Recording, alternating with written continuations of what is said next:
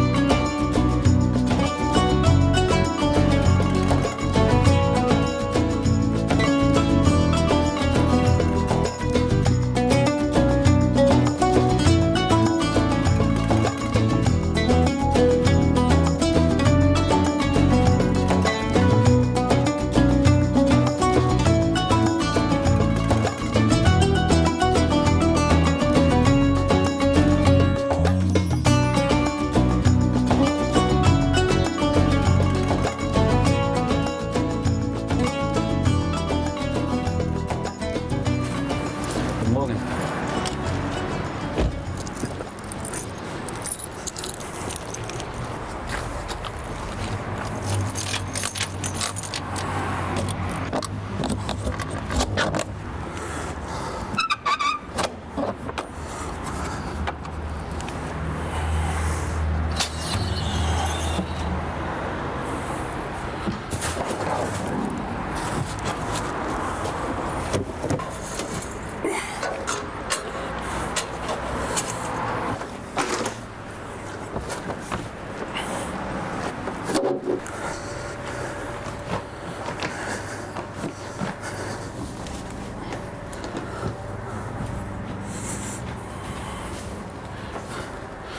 Bismillah.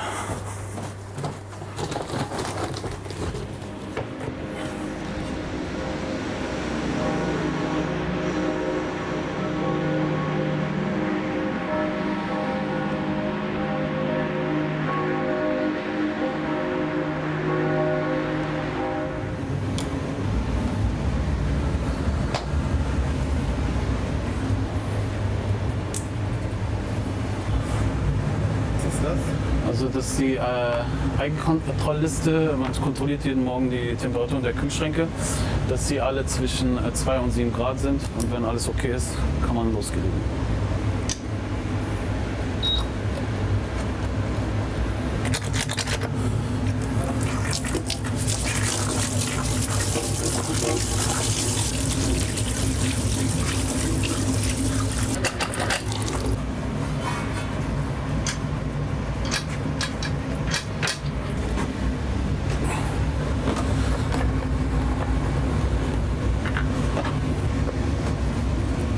Also am besten benutzt man Frittieröl, das hält länger als das normale Rapsöl und frittiert schneller.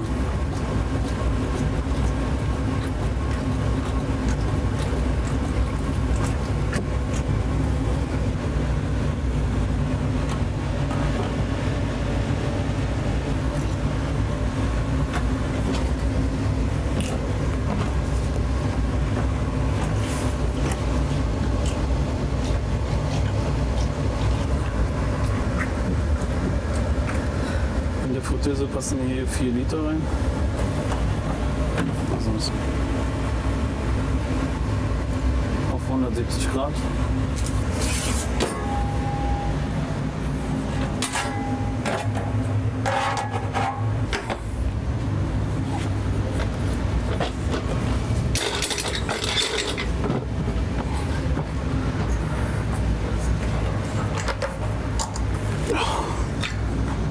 Fleischwolf. Damit mache ich meinen Teig.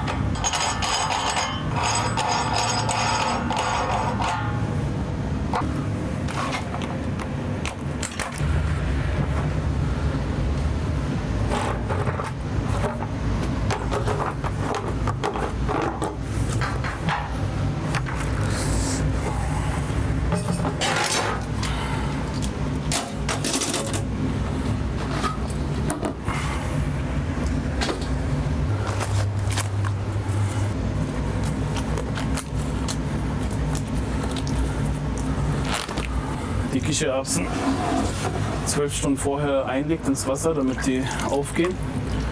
Man kann auch Bohnen rein tun, ein bisschen Paprika, Knoblauch, so dass es ein bisschen einzieht, einen Tag vorher. Es gibt auch Kochkurse, die ich mache. Da bringe ich auch den Leuten bei für 2,5 Stunden, wie man Falafelteig macht. Hummus, Sesamsoße, Tabbouleh-Salat und so weiter. Ja, ich bereite jetzt ein bisschen Gemüse und tue den rein. Ich habe ein bisschen vorbereitet, aber da ist noch was zu tun.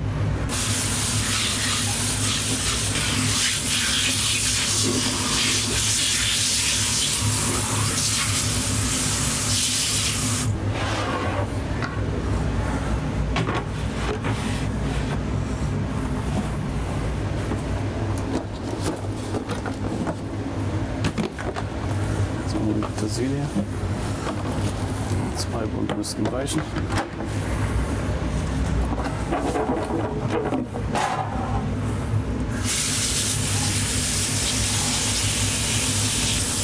Manchmal ist Sand drin, deswegen sollte man es gründlich waschen.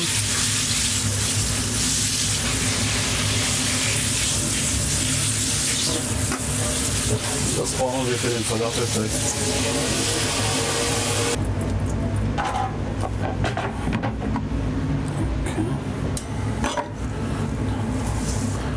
Tabbouleh-Salat macht, braucht man muss man es richtig fein schneiden, aber da wir jetzt den Teig machen, kann man es auch grob schneiden.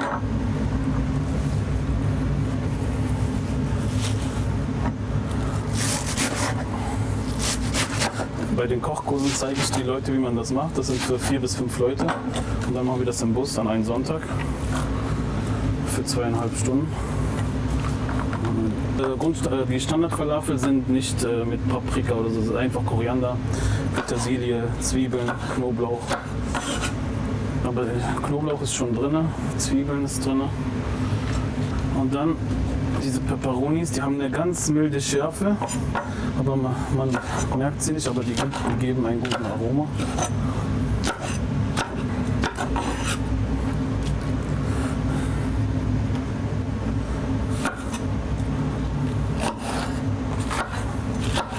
Wichtig ist, dass sie in so eine Stücke geschnitten werden, dass sie spät reinpassen in die Öffnung.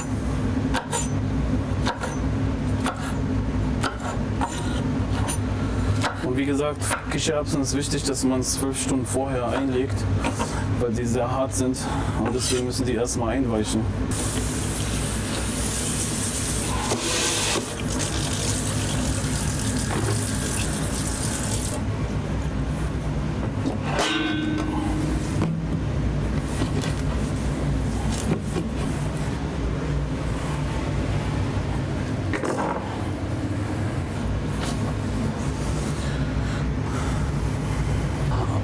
Frau ab und zu mal meckert wegen meiner T-Shirts, ziehe ich mal die Schürze an.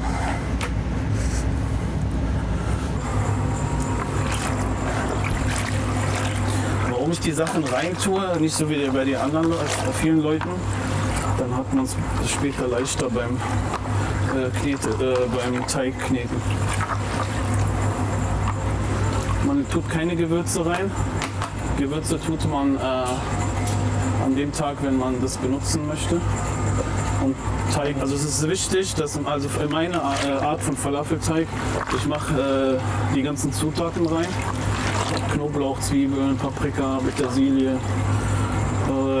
Kartoffeln, Kichererbsen, Bohnen und mixt es erstmal zusammen. Und es ist gut, wenn man den Knoblauch holt, der schon fein geschnitten ist. Ja? Und bei dieser Menge einen halben Kilo reintun. Und diese Menge sind ca. 10 Kilo. 10 Kilo getrocknet. Das heißt, es sind vielleicht 15 bis 18 Kilo, wenn sie einweichen. Gut, jetzt holen wir die langsam raus. Und tun die hier in den Sieb rein. Und dann müssen sie nochmal gewaschen werden. Aber so grob. Siehst du? Man findet immer etwas. Deswegen muss man aufpassen. Dann kommt es in den Fleischwolf rein. fange ich an, die in den Fleischwolf reinzumachen, sodass dass die Kichererbsen, sodass die Kichererbsen gerührt werden.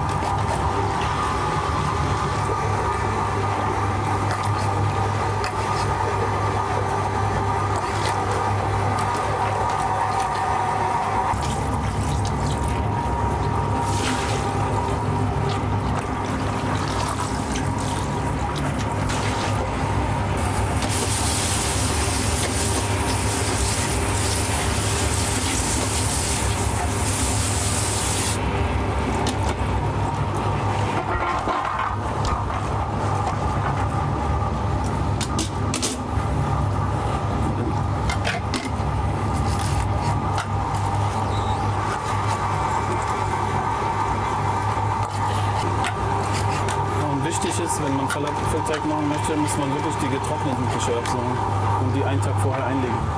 Und manche nehmen diese Dosen Kichererbsen, die eingelegt sind, aber die sind schon gekocht und die haben da nichts verloren. Also man kann damit keinen Teig machen. Also sollte man wirklich die getrockneten nehmen und dann 12 Stunden, wie gesagt, einlegen, sodass sie aufgehen. Und dann kann man sie besser pürieren.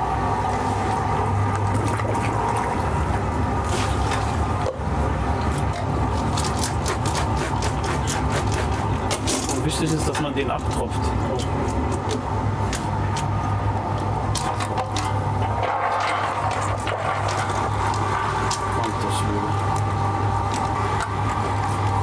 Die ersten Falafel, die gemacht worden sind, wurden in Akka gemacht, im 18. Jahrhundert.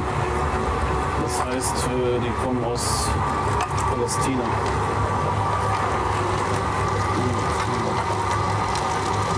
Und da jeder die Falafel gleich macht, dachte ich mir, man kann improvisieren, was anderes draus machen.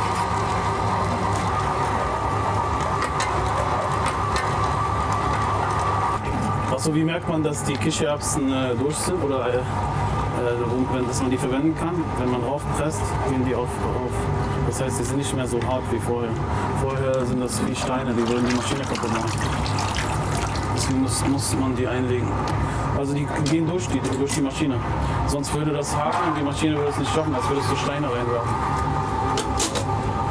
Und am Anfang habe ich immer gehört auf die Leute, jeder sagt mir, meine Mutter macht am besten und ich habe von jedem Ratschläge genommen und am Ende waren die Falafel-Katastrophen. Und dann dachte ich mir, wenn man, jeder sagt, meine Mutter macht es am besten. Also probiert man durch und experimentiert, bis man seine eigene Mischung hat. Mit viele Proteine drin im Falafel. Das heißt, gut für die Veganer und Nicht-Veganer. Ich bin selber nicht vegan, aber die Falafel sind gut. Also hier sieht man diese kleinen Knoblauchstückchen, die sind fein geschnitten. Man kann sie einkaufen bei Hamburger zum Beispiel, sind sie fein geschnitten, eingefroren und so geht es besser durch und verteilt sich besser.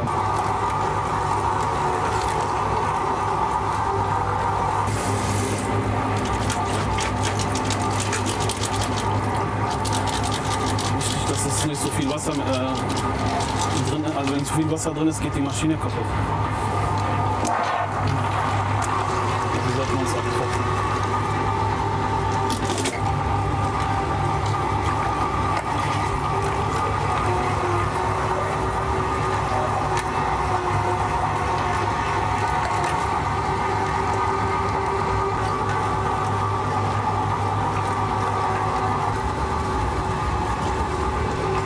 Man kann auch Falafelteig einfrieren, wenn man zu viel gemacht hat, in kleinen Portionen und einen Tag vorher rausnehmen und dann würzen und frittieren.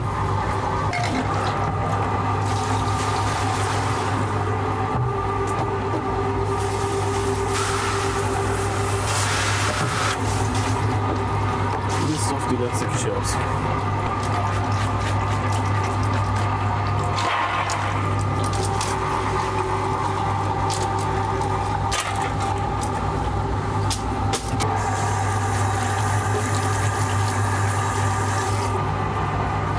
Ich lasse es noch ein bisschen laufen, sodass die letzte Flüssigkeit, die drin ist, mit runterfließt. Gut.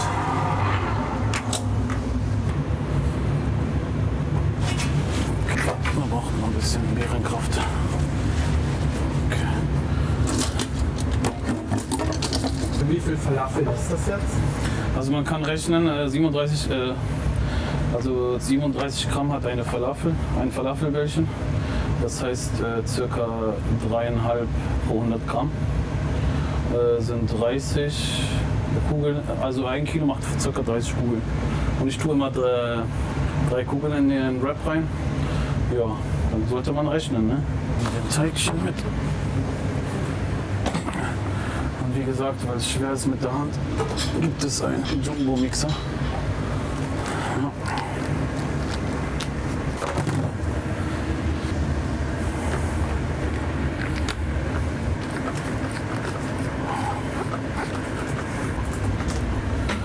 Okay.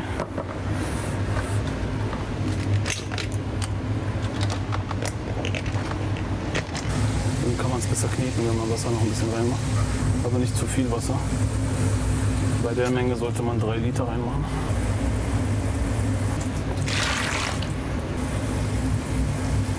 Okay.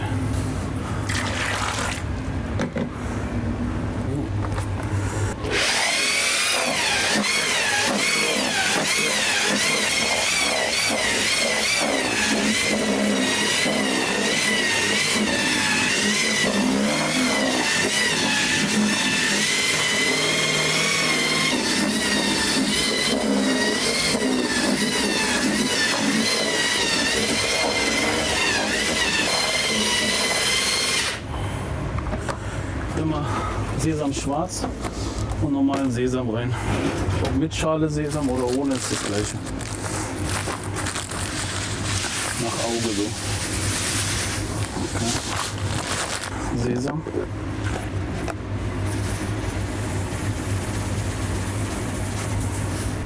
Das ist wie gesagt nur fürs Auge. Und ein bisschen kleiner gemacht.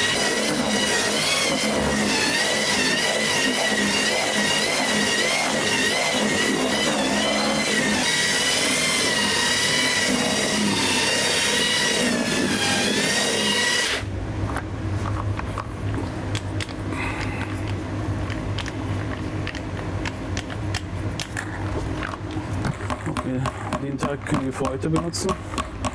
Deswegen würden wir es würzen.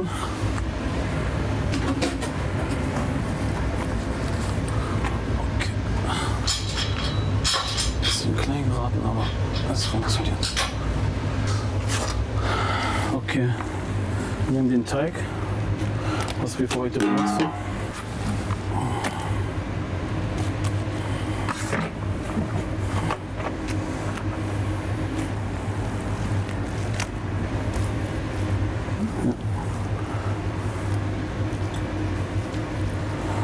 Okay.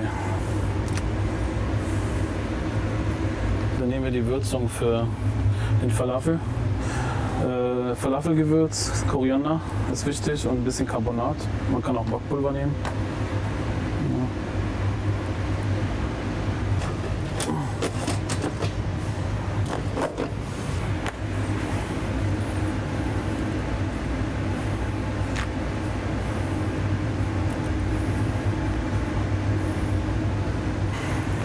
Also nochmal ein bisschen massieren.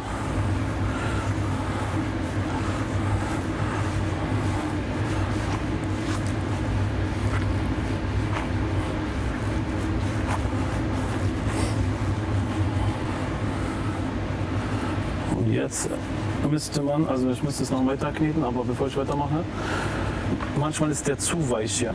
Man nimmt Kichererbsenmehl.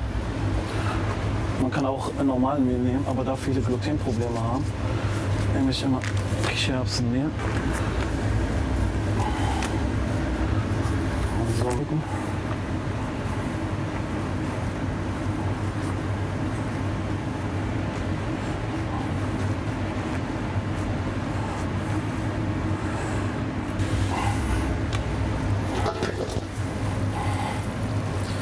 So. Jetzt kann man besser kneten.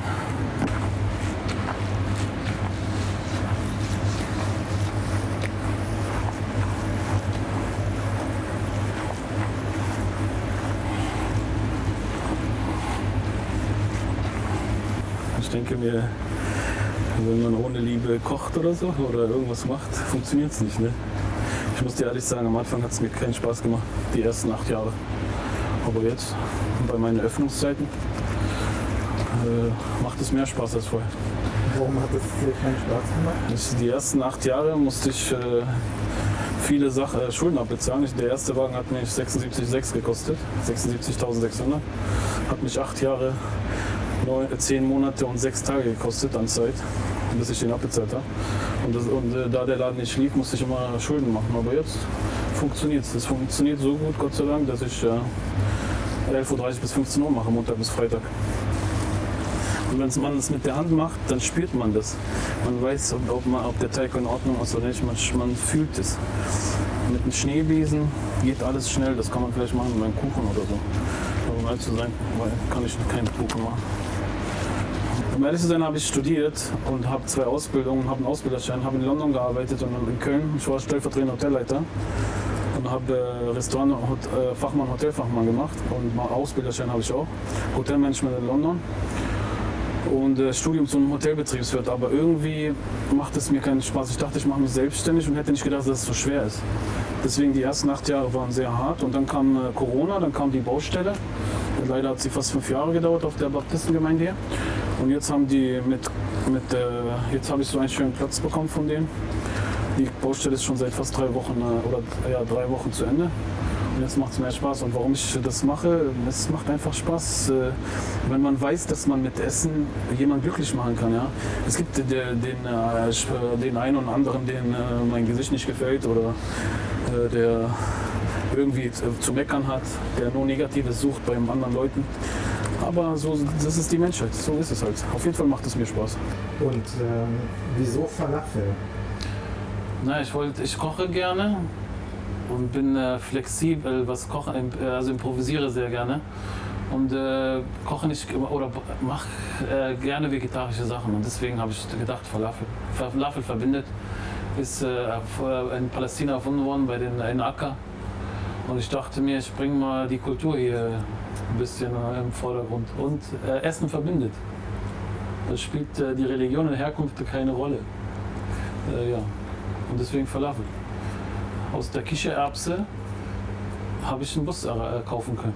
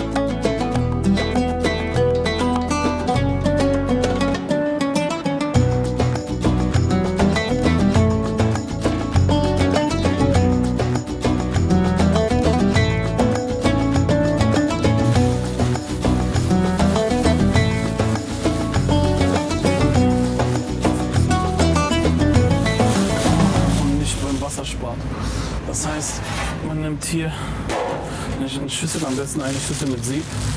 Dann nimmt man die Sojasprossen und die Menge, die man benötigt.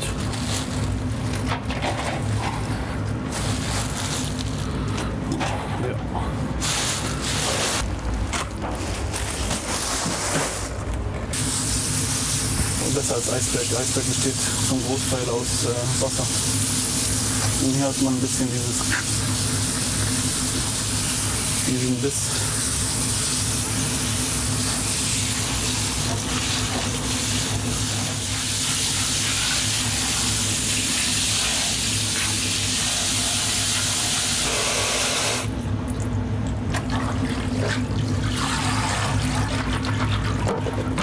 Kurz abtropfen lassen. Okay, jetzt ist der Verzier fertig. Verzehr fertig.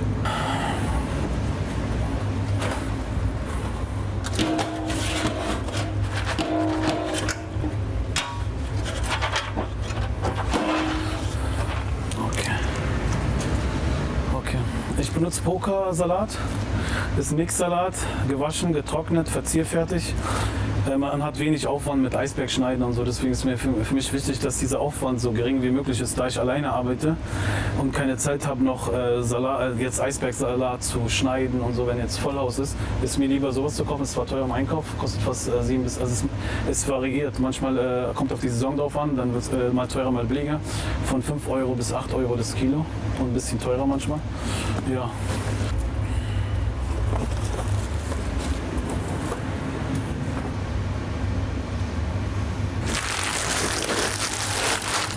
Das Gute bei diesem Brot ist, es ist verpackt, es ist zwar industriell, aber wenig Aufwand, man muss nichts wegschmeißen. Das heißt, wenn man das nicht verkaufen sollte, kann man es immer einfrieren und wieder rausnehmen und die Qualität bleibt immer die gleiche.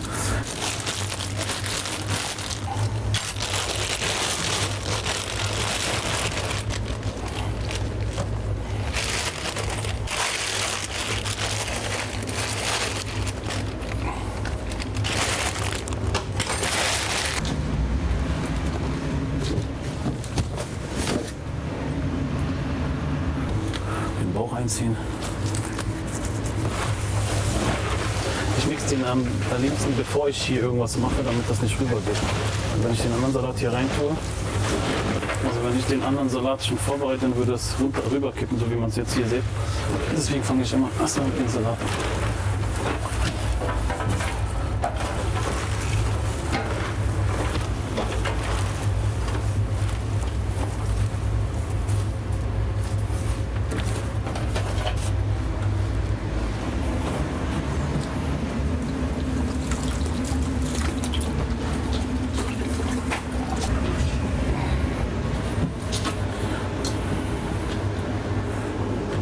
Jetzt bereiten wir den Salat vor.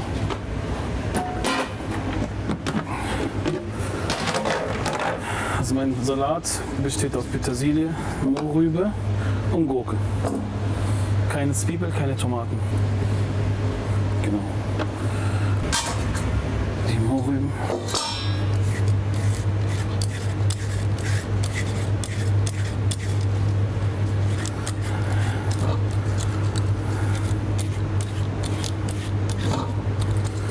Das ist die Arbeit, die ich nicht gerne mag.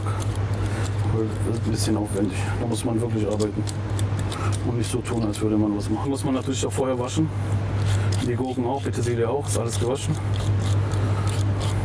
Und dann am besten immer, wenn man Lebensmittel holt, schon vorher waschen und dann in den Kühlschrank reintun. Bei Soja hält nur 2-3 Tage, das muss man wie Mais holen, weil der kaputt geht, wenn man es nicht benutzt.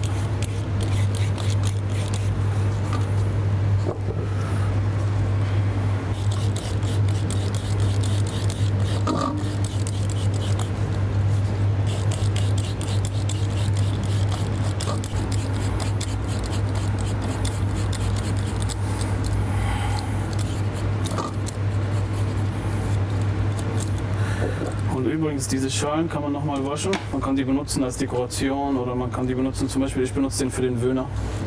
Wenn ich jetzt den Wöhner mache, tue ich den rein als Gemüse.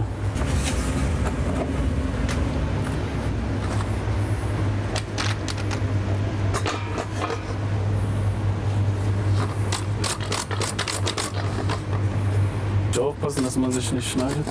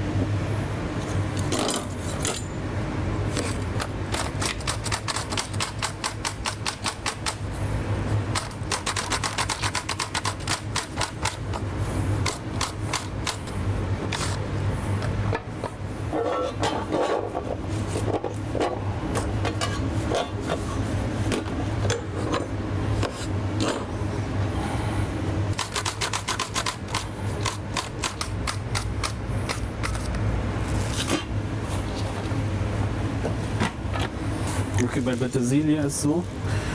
Für den Salat braucht man die gar nicht mehr. Man kann die aber einfrieren und später für den Falafelteig benutzen.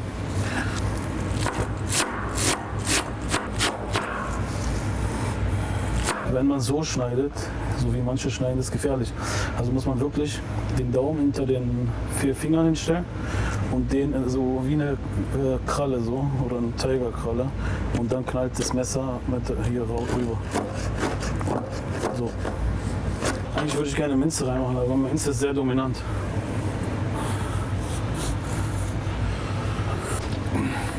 Okay, dann ein bisschen Frische reinkommt, nehme ich Sumac. Oh, wo haben wir Sumac? Ah, hier. Nehmen wir Sumac.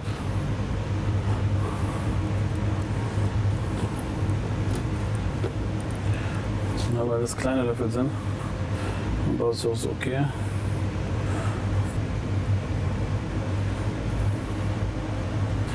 Okay, dann nehmen wir Granatapfelsirup.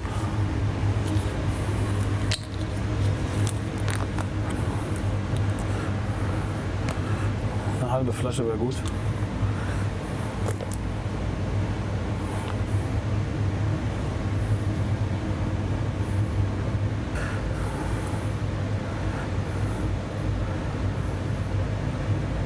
Keine frische Zitrone wegen den Kernen.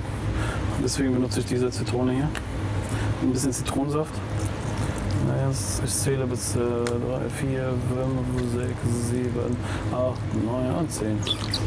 Und dann das Geheimnis, man nimmt Mozzarella-Salz, ja. Da ist eh alles fast drin. Voilà.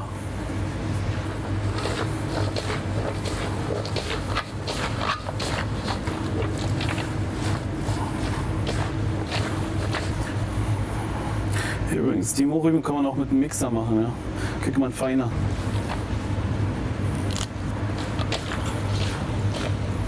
Was soll er? Voila. Das ist der Salat. Da der Salat etwas wässrig ist und damit hier keine Pfütze ist, habe ich hier ein paar Löcher gebohrt. Ja. Und darunter eine kleine Schüssel, sodass das Wasser runterfließt. Siehst du? Ein bisschen Saft, das ist wässrig, aber das geht dann runter.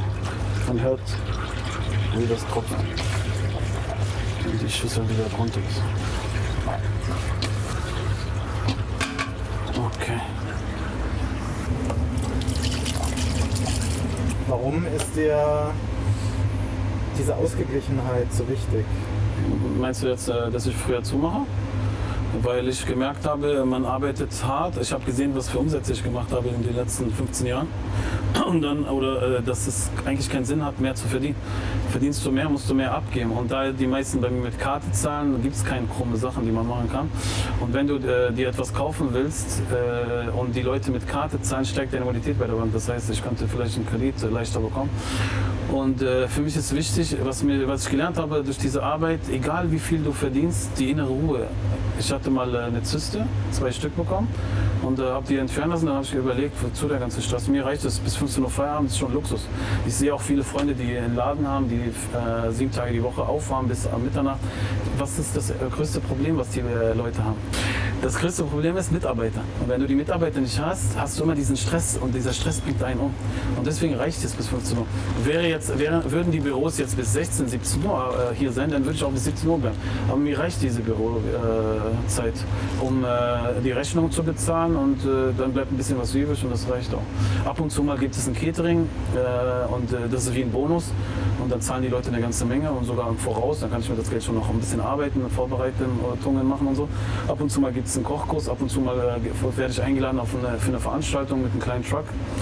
Dann gehe ich hin und mache Falafel oder so. Oder ein Buffet für eine Hochzeit. Das sind Caterings, sind so ein Bonus, mit dem ich gar nicht rechne.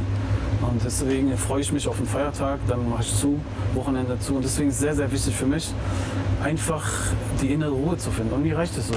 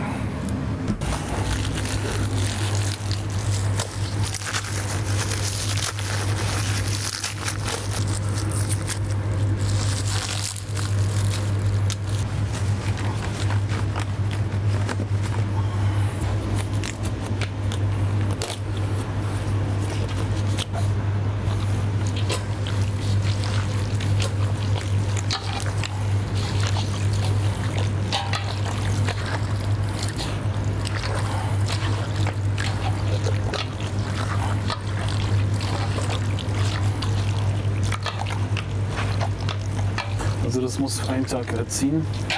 Umso länger das zieht, desto besser ist es.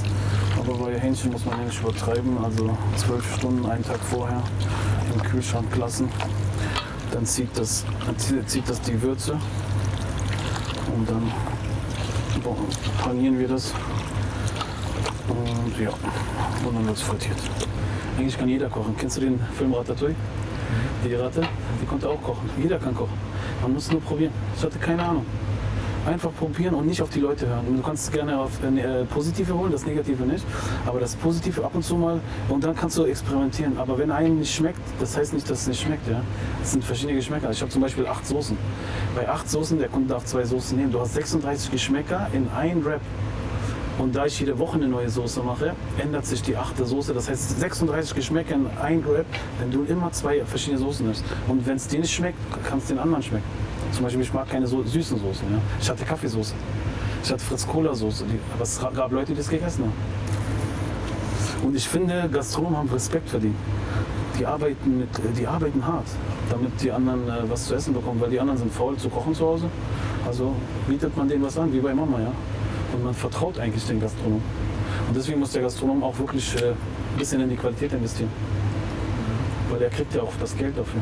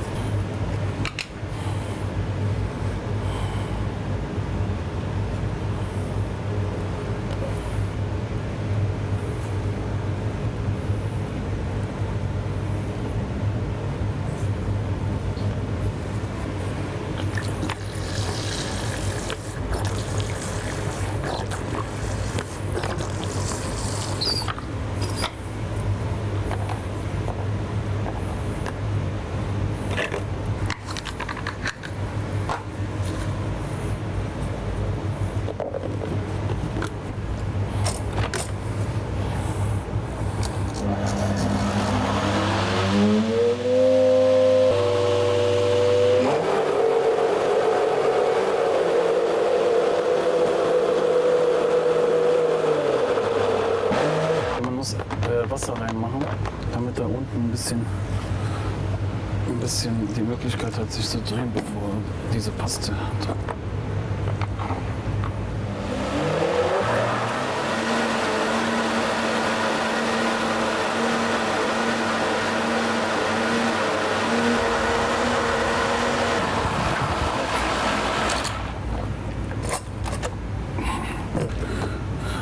Hummussoße. Ich mache die nicht fest wie eine normale Paste, wie ein normaler Hummus, sondern etwas flüssiger, weil ich in der Bowl, wenn ich die Bowl verkaufe und die Soße aufmache, dass das richtig bis zum Grundboden runterfließt. Ist besser, also dass es flüssiger ist. Jo.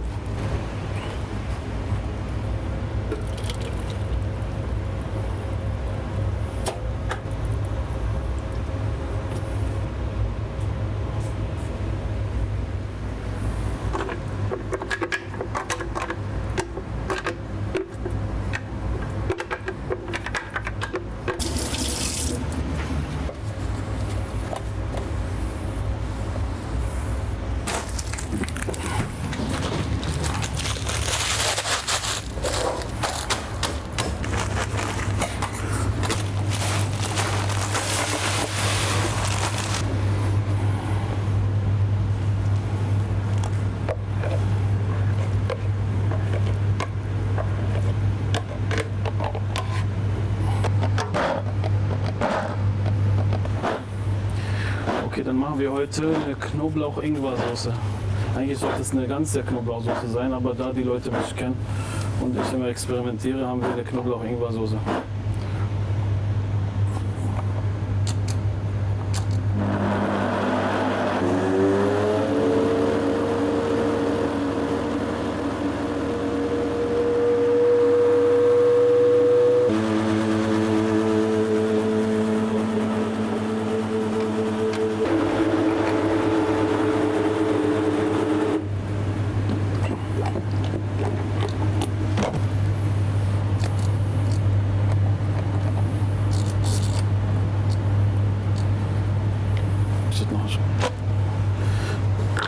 Lass mich mal das rühren.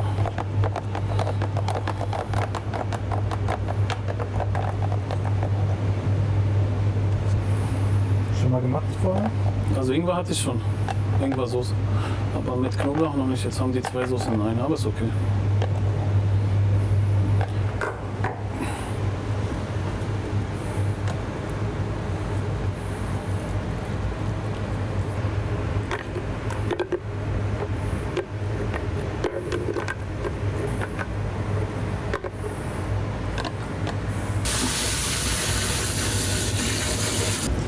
Jetzt machen wir die Soße, diese scharfe.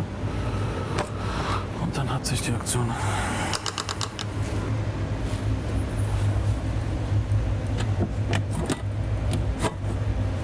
Viele Imbissbuden würden sich das nicht, würden das nicht kaufen und als Grundbasis für scharfe Soße nehmen. Man nimmt meistens Ketchup, weil es günstig ist. Und hier kostet der Eimer 37 €. Deswegen denke ich mir, hebt man sich ein bisschen ab. Oh, das riecht schon so lecker.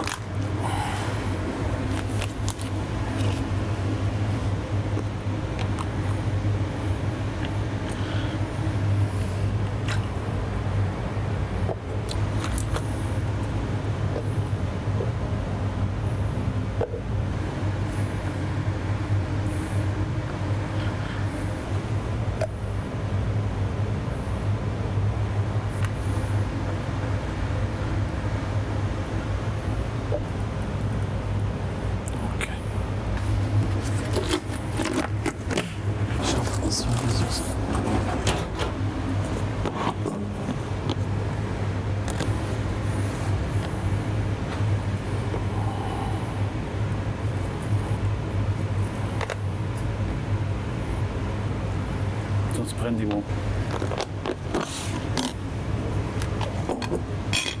Und das ist richtig scharf.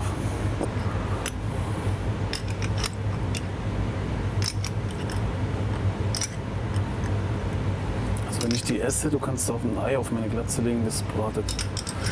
Das halten, bevor das was.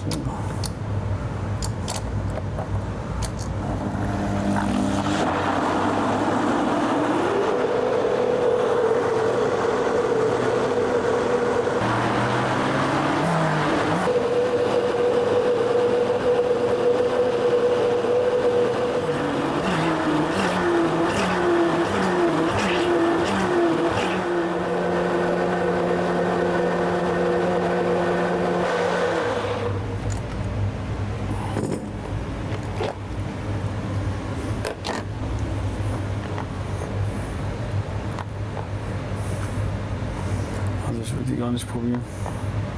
Verträgst du nicht so viel? Nee, ich bin nicht so. Wenn ich das esse, du darfst nie beim Inder sagen, ich will ein bisschen scharf, weil dann brennt die Glatze. Dann kannst du ein Ei drauflegen und dann brennen die. Und vor allem die Jalapenos. Weil die Leute mir immer sagen, ich will viele haben, waren die grün. Jetzt habe ich die roten, die sind zwar teurer, fast das Doppelte, aber dafür traut sich keiner mehr zu sagen, ich will viel. Weil dann brennt da wirklich am nächsten Tag. Guck mal, meine Augen brennen schon. Also, okay, das war's.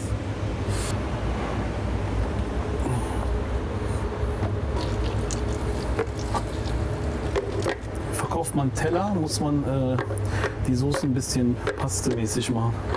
So wie Hummus, wie ein Dip oder so. Und, aber wenn man eine Bowl und Wrap ist besser, wenn die etwas flüssig ist. Dann verteilt sie sich auf den Salat. Was ist denn das genau für ein Bus hier? Also es ist ein MAN-Bus, Baujahr 77. Den habe ich aus Braunschweig geholt von Heinrich Duck-Wulff. Der ist ein eher ein Oldtimer-Bus. Der Vorgänger hat Pizza verkauft. Flammenpizza hieß er, glaube ich. Wo war es das? Genau hier. Und der hat für 20.000 den Bus etwas höher gemacht. So dass er jetzt im Innenbereich 2,80 Meter ist. Das heißt, der ist einzigartig, der Bus, von der Höhe. Ich habe mir andere Busse angeguckt, aber die haben so eine bestimmte Höhe, 1,87 Meter, und deswegen war es keine gute Idee. Und bei denen ist, wie gesagt, der Vorteil, dass der Innenraum so hoch ist. Was hat das Ganze mit dem Keller Family Bus? Also dieser Heinrich Duck-Wulff ist jemand, der die Busse gesammelt hat auf seinen Hof in Braunschweig, und der hat denen das verkauft. Der hat den Kellys wieder zurückverkauft. Genau. Du hast eine Urkunde. An dem Tag krass war ich so nett, ich kann es mir nicht vorstellen. Also ich war wirklich erstaunt. Ich habe normalerweise manchmal gucke ich böse, und früher hatte ich viel Stress, und leider Gottes meine Stimmung, das sieht man dann im Gesicht, ob da eine fette Rechnung ist oder so. Aber in dem Tag waren 2 Damen, die sind voll nett gewesen, und an dem Tag hatte ich sogar glutenfreies Brot. Ich hatte Meersalz. Irgendwie hatte ich so alle Sachen, die sie haben wollten. Zufällig war das, ja. Und dann, als sie gegessen haben, da haben die gesehen, da haben sie sich bekannt, also haben die gesagt, wer die sind. Und dann haben die gesagt, sie hören noch von uns, und ich bekam kurze Zeit später eine Urkunde zu den 600 besten Restaurants oder Gastronomen in Deutschland, in deren Heft.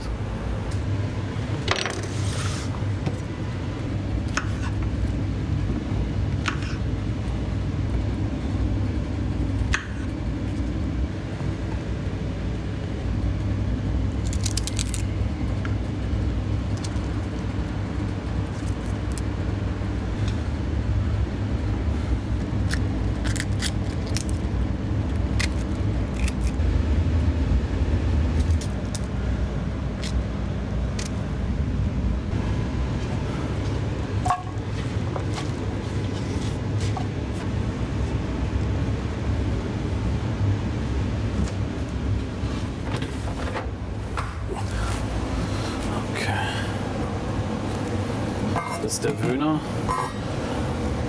Ein bisschen. Da kommt also veganer Sojafleisch mit Gemüse. Hier kommt ein bisschen Gewürz rein. Ja.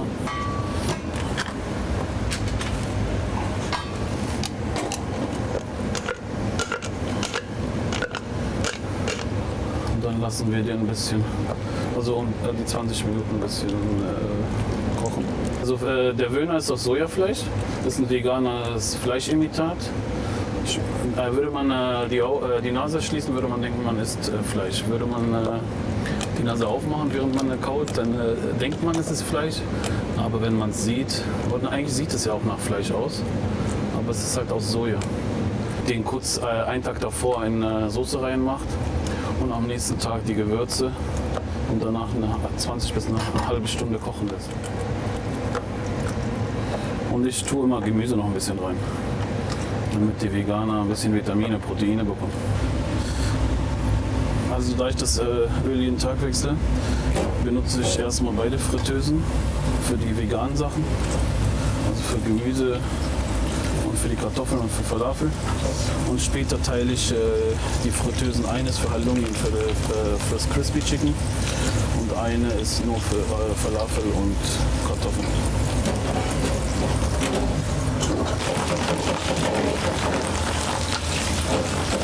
Ich stelle gerne immer die Uhr ein, weil ich jetzt beschäftigt bin die ganze Zeit und ich es nicht vergesse. Und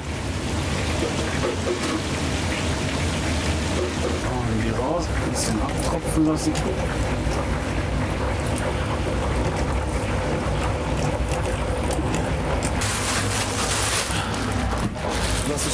Mache ich die Kartoffeln fertig.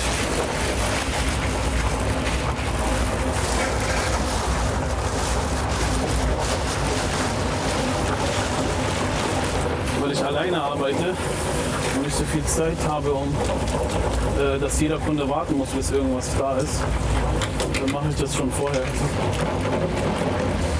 Und dann nehme ich das hier rein. Und wichtig ist, dass man die ein bisschen würzt.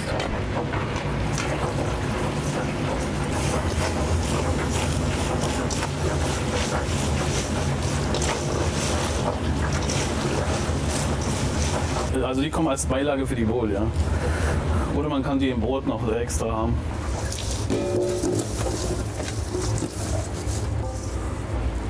Okay. Also ist wirklich hier Platzmangel, aber ist okay. Okay. Nochmal.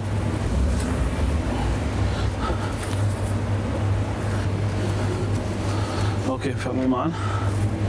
Man nimmt Hühnchenbrust, man kann auch mehrere nehmen, aber wir machen erstmal einzeln.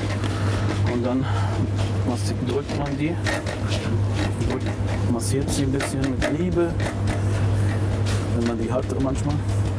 Aber wenn man sich ein bisschen Zeit nimmt fürs Fleisch, dann kann man was Gutes drauf machen. So, das war's.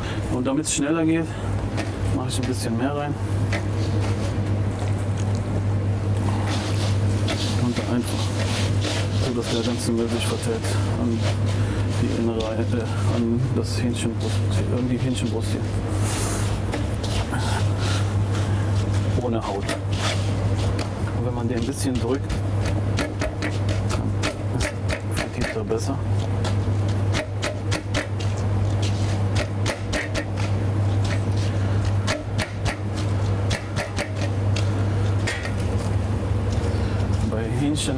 Ich wollte nie mit Fleisch was zu tun haben wegen Salmonellen. Und bei Hähnchen muss man wirklich aufpassen. Deswegen muss die Kühlkette eingehalten werden, wenn man das kauft. Am besten in einer Kühlbox. Eine Kühlbox mitnehmen, ein bisschen Eis, so dass wenn der Transporter, wenn man das im Auto reintut, in der Transportkiste, in der Kühlbox, dass die Kühlkette noch bleibt und dass sie nicht unterbrochen wird. Und während ich hier abgelenkt bin, sind die Kartoffeln bestimmt schon durch. Ein bisschen abtropfen lassen. Okay, dann ist das erledigt. Okay.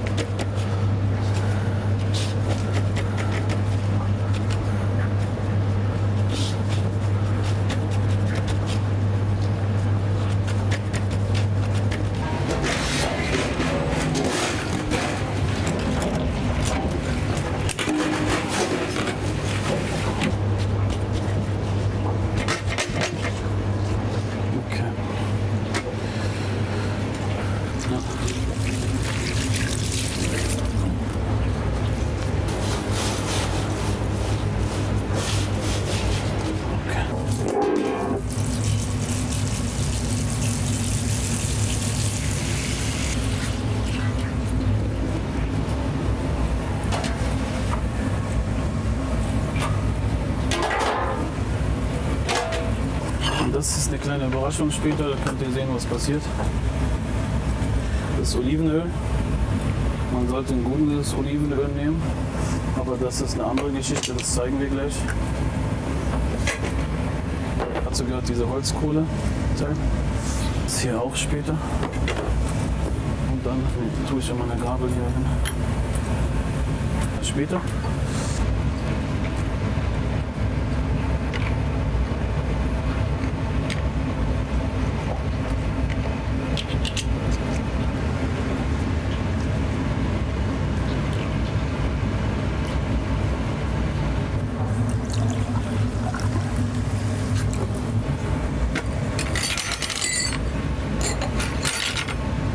Also ich nehme mal diesen Former hier, der kostet zwar 30 Euro, die Standardformer kosten 5, 6 Euro oder 7 Euro. Das Gute dabei ist, man kann ihn auseinandernehmen und besser reinigen als die anderen.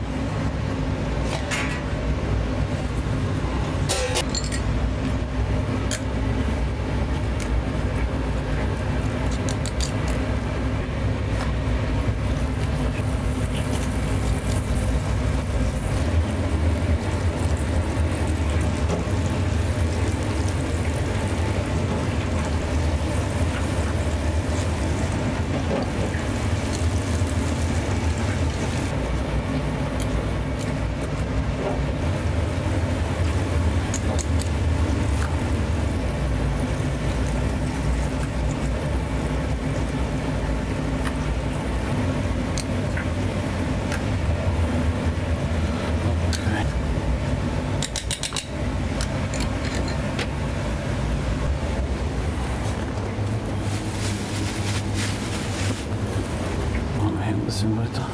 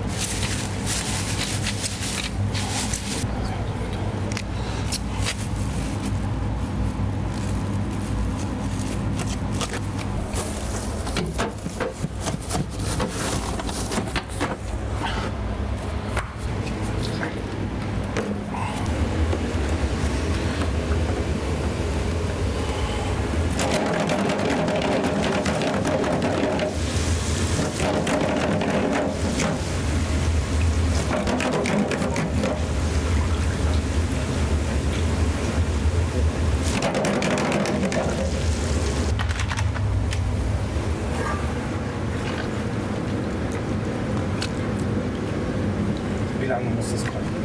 Also 20 bis 30 Minuten. Circa.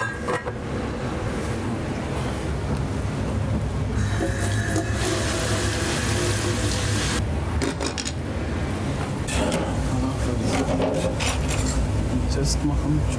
Wir sind jetzt fertig.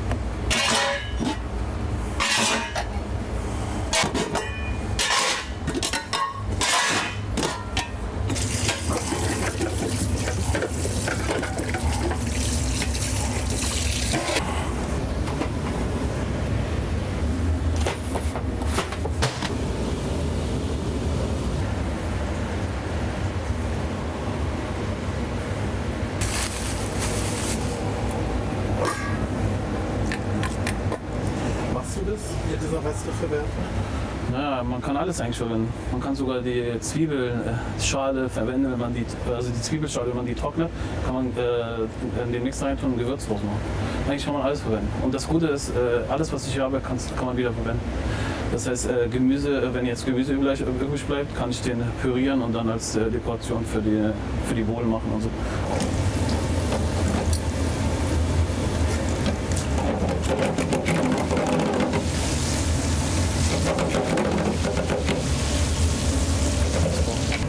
Also wenn es weich ist, dann ist es noch roh. Dann ist noch nicht alles fertig. Und so, wenn man ein bisschen raufpressen tut und ein bisschen hart ist, dann ist es okay. Dann ist es schon fertig.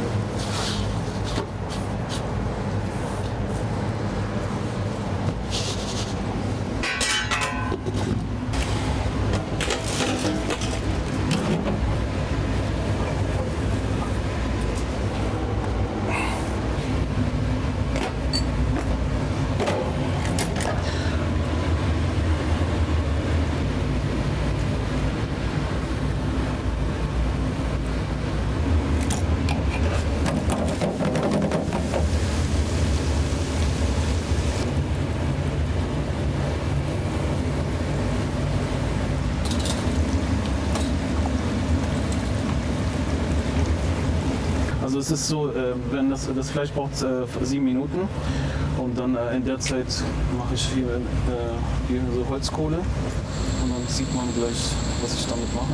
Holzkohle, sondern einfach Kohle, Shisha, was man für Shisha benutzt, ja. Und später tue ich das in Olivenöl rein und durch diesen Dampf kommt ein besseren, also verteilt sich dieses Aroma der Kohle auf das Fleisch.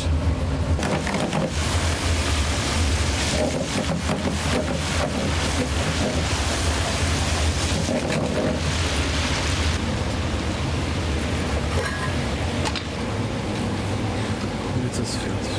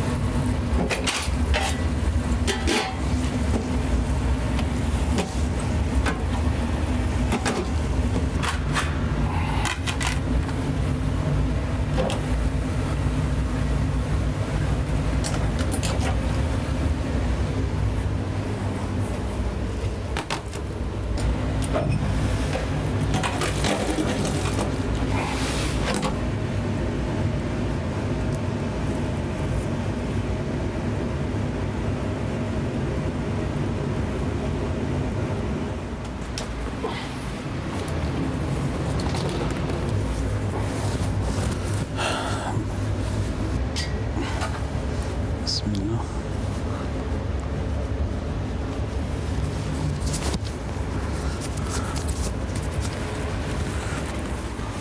Sobald ich aufmache, kommen die, aber eigentlich ist es 11:30 Uhr, davor mache ich gar nicht auf. Ich brauche meine Zeit und ich brauche meine Zeit auch. Egal wer kommt, ob ein Kumpel oder nicht, ich brauche wirklich meine Zeit, 11:30 Uhr. Wenn man vor 11:30 Uhr kommt, sollte man draußen warten, weil alles ist bei mir geplant.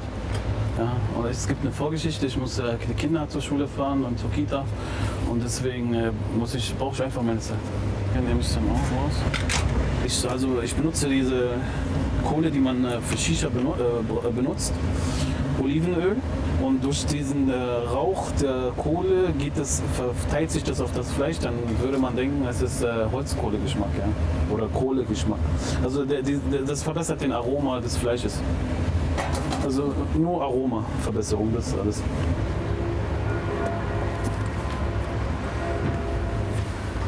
Einmal Falafel bitte. Eine Falafel, ja, Salat komplett, ja? Ja, bitte. Okay, Bruder, ich habe 8 Soßen hier, 2 kannst du nehmen. Also Sesam und hier. Ja, Sesam und Knoblauch bitte. هذا عن جد عندنا شيء مميز هون.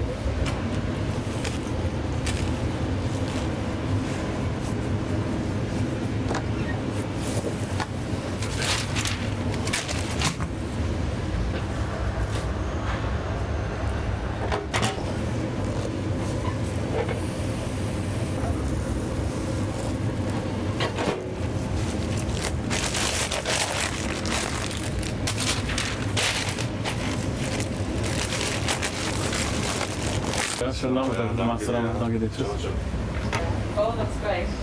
Falafel Wrap? Nee, Chicken. Magic, please. Which sauce? Sesam und Knoblauch, bitte. Ja. Gerne.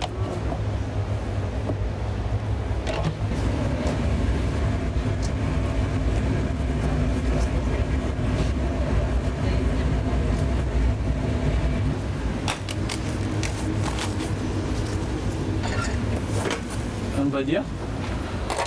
Ich nehme heute wieder die Hähnchen mit Erdnuss und Schaf. Ja. I was down half past through yesterday.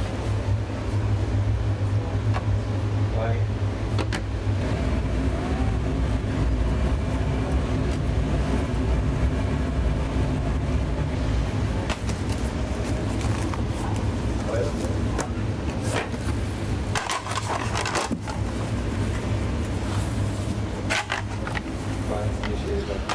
Echt, möchtest du gleich essen oder? Yeah,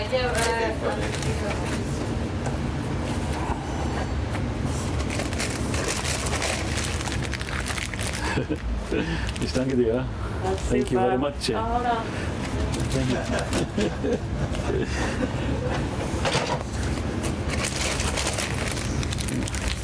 Danke, Habibis. It's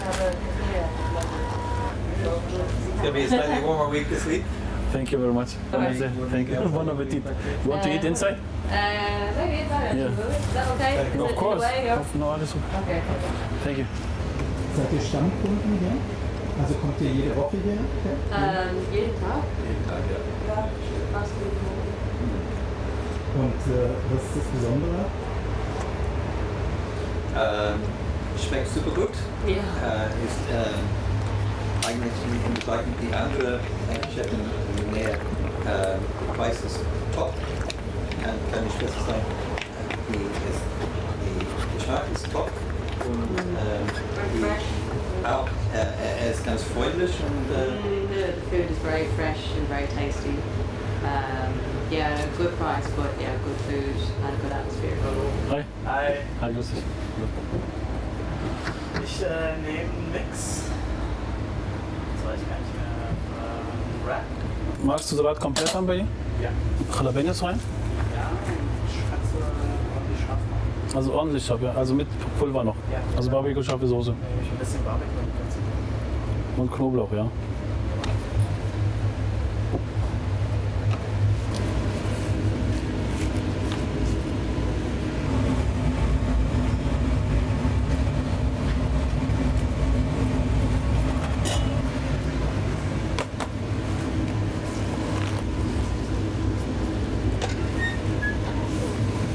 Dein Getränk, ja. Genau. 8,50 dann bitte.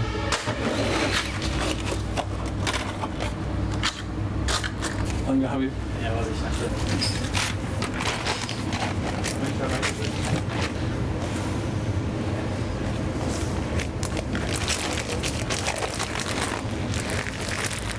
Jungs, das Essen ist fertig? Schon fertig? Yes, Sir. Das ist deine. Jawohl. Danke dir. Große Vorlauftaktik habe ich mein Schafpulver verlegt. Ja. Ich musste das raus. Hi Bro, hi Carl. How are you, Bro? Gut, dir? Alles gut? Ja. Ja.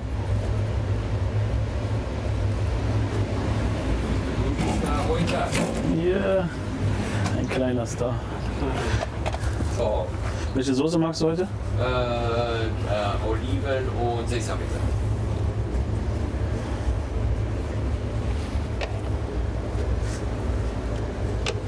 Und tomorrow? Yeah. Kommt Hollywood?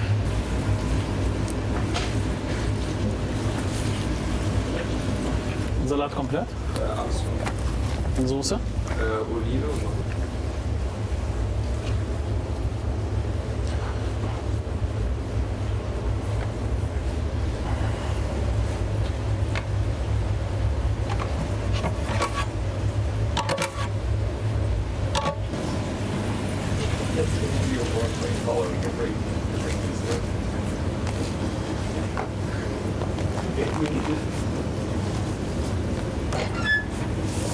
Ah, die brauchen noch ein bisschen. Okay. Danke dir. Immer.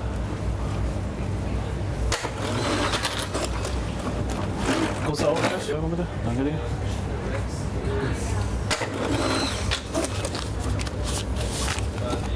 Wollt ihr gleich essen?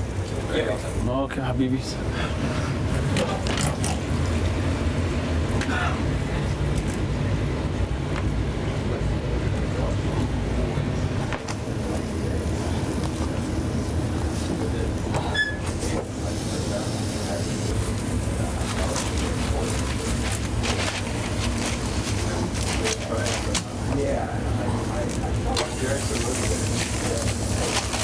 Habib, dein Falafel? Also nee, das ist der seiner. Danke dir.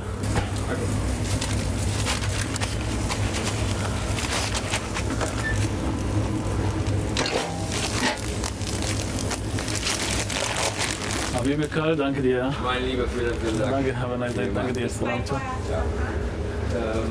Wollt ihr eigentlich gleich essen oder soll ich einpacken?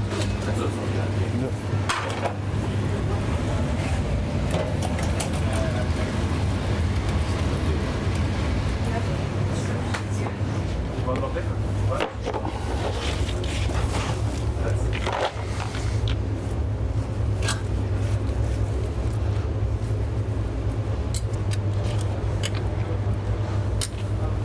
Bei dir war mit Jalapenos.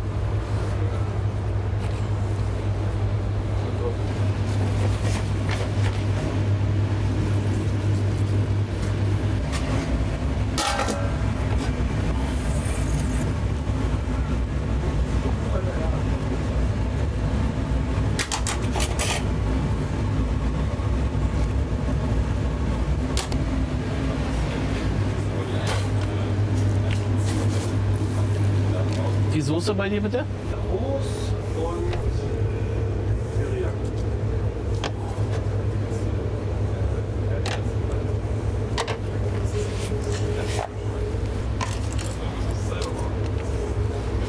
Habibi, bitte. Bei dir war ohne Jalapenos, ne? Genau, und auf Teriyaki.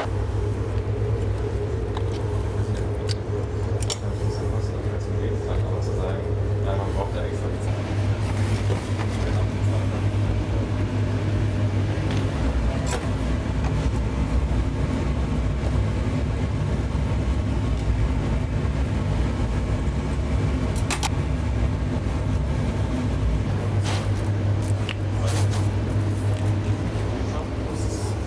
So, das war Teriyaki und was? Hummus, ja.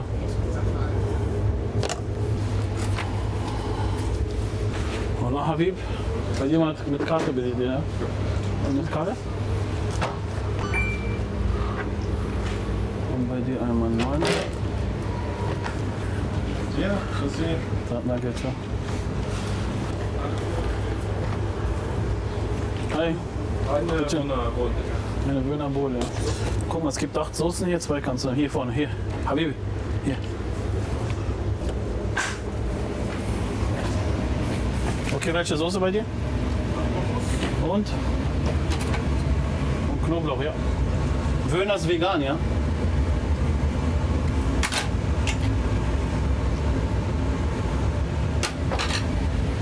Soll ich dir noch Pulver drauf machen? Schafpulver auch? Noch Schafpulver auch?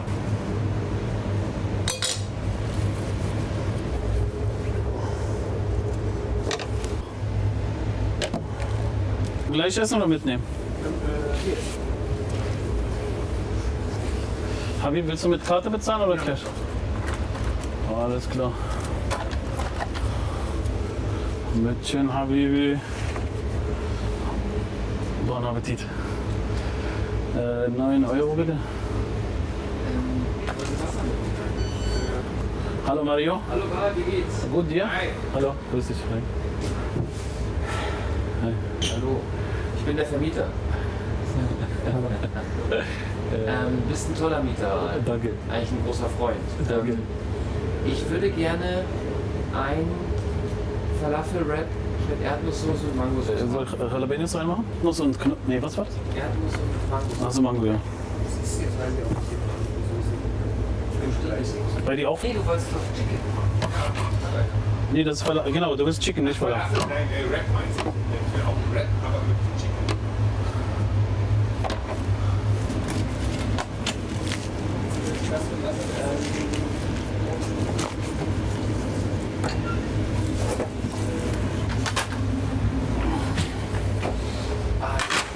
So, magst du bei dir Jalapenos? Nee. Und die Soße bitte? Die gleichen, auch Mango und Erdnuss.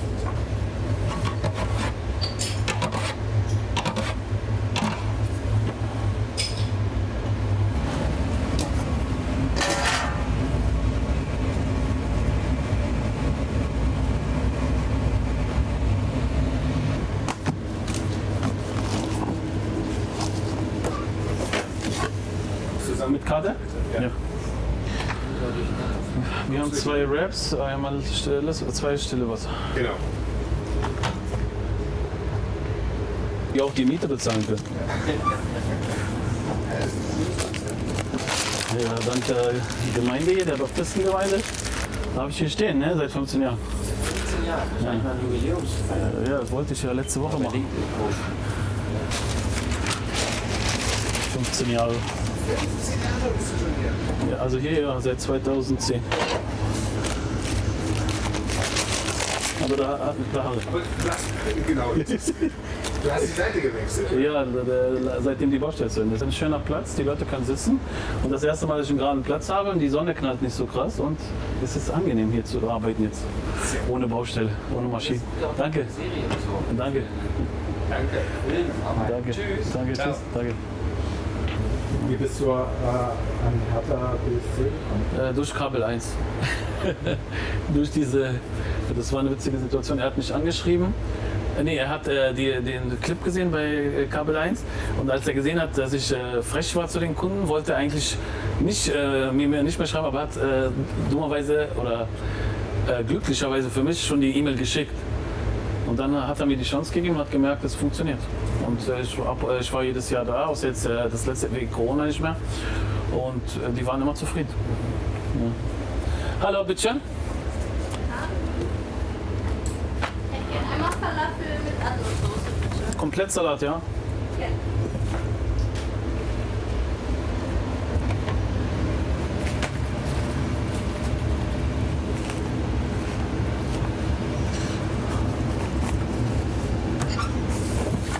Magst du mit Karte zahlen?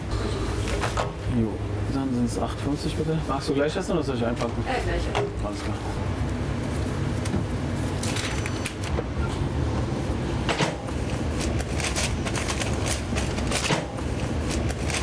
Oh, danke dir, ja. Schönen Nachmittag. Dankeschön. Danke dir. Danke. Tschüss. Ciao. Ciao.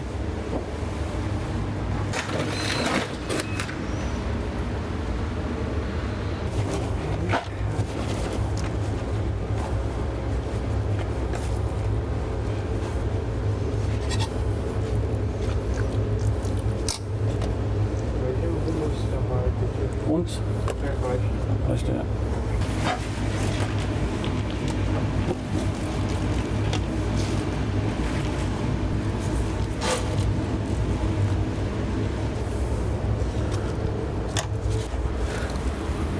Zum Gleichessen, ne? Yes. Magst du mit Karte zahlen oder Cash? Ja. Yes. Oh, danke dir. Der kommt. Danke dir.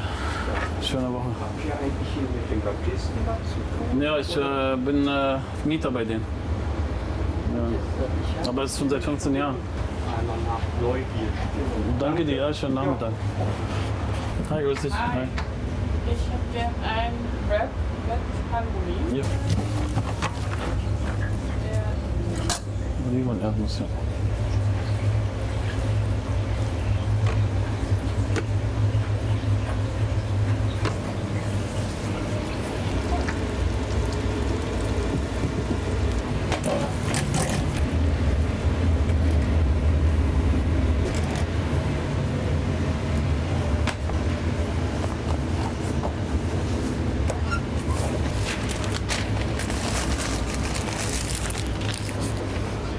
Danke dir, ja, schöne Woche. Danke, tschüss.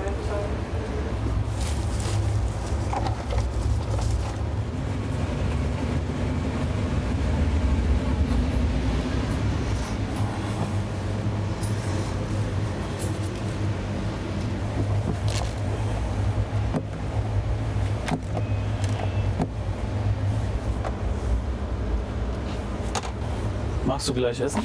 Ja, bitte gerne.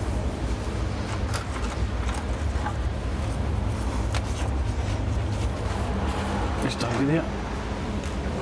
Danke. The next, please. Hi. Hey, Hey. voll sweet mit der Markise drauf. Also danke. Ja. Wusstest du nicht, dass da ist? Nee. Siehst du, man konnte Aber das nichts. stand ja auch andersrum die ganze Genau, Zeit. deswegen ne? konnte man es nicht sehen. Einmal Fleisch. Fleisch, einmal. Falafel. Hallo mir. Jetzt Salat, ne? Bei dir keine Jalapenos? Genau, die Soße bitte. Und? Okay, spannen wir den Weg.